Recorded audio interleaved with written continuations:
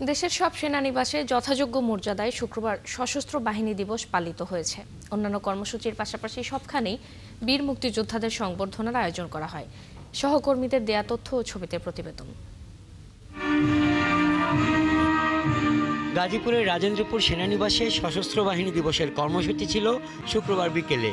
অনুষ্ঠানে মুক্তিযোদ্ধা সহ সব অতিথিদেরকে অভ্যর্থনা জানান প্রধান অতিথি মেজর জেনারেল সৈয়দ সাব্বির আহমেদ।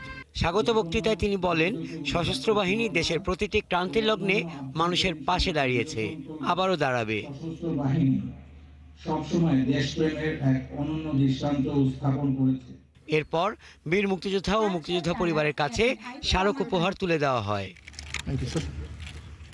টাঙ্গাইলের ঘাটাইলে শহীদ সালাউদ্দিন সেনানিবাসে ছিল সশস্ত্র বাহিনী দিবসের আনুষ্ঠানিকতা।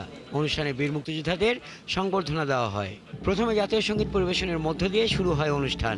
এ সময় অনুষ্ঠানে বীর মুক্তিযোদ্ধা সহ অতিথিদের অভ্যর্থনা জানান ১৯ পদাতিক ডিভিশনের জিওসি ও ঘাটাইলের area commander major general Hossain Al Morshed. Sylhet সেনানিবাসেও যথাযথ মর্যাদার সাথে একটি সংবর্ধনা অনুষ্ঠানের আয়োজন করা হয়। অনুষ্ঠানে আগত মুক্তিযোদ্ধা সহ সকল অতিথিদেরকে অভ্যর্থনা জানান জেনারেল অফিসার কমান্ডিং ১৭ পদাতিক ডিভিশন ও এরিয়া কমান্ডার। সিলেট অঞ্চলের বীর মুক্তিযোদ্ধা সহ সকল বীর শহীদদের প্রতি তিনি বিনম্র শ্রদ্ধা জানান। বগুড়া সেনানিবাসে সশস্ত্র বাহিনী দিবসের অনুষ্ঠানে বীর মুক্তিযোদ্ধা সহ সব অতিথিদেরকে অভ্যর্থনা জানান ১১ পদাতিক ডিভিশনের জিওসি ও বগুড়া এরিয়া কমান্ডার।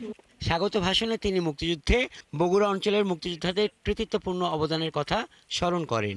মুক্তিযুদ্ধের সময় দেশের প্রতিটি অঞ্চলে সশস্ত্র বাহিনীর সদস্যরা অসীম সাহসিকতা ও ত্যাগের নজির স্থাপন করেন। বিভিন্ন সেক্টরে পরিচালিত অপারেশনের মাধ্যমে তারা শত্রুর প্রতিরক্ষা ব্যবস্থা ভেঙে দেন এবং বিজয়ের ভিত্তি তৈরি করেন। অনুষ্ঠানে বীর মুক্তিযোদ্ধারা ছাড়াও অন্যান্য গণ্যমান্য ব্যক্তিরা উপস্থিত ছিলেন। হাসান আহমেদ, ৭১।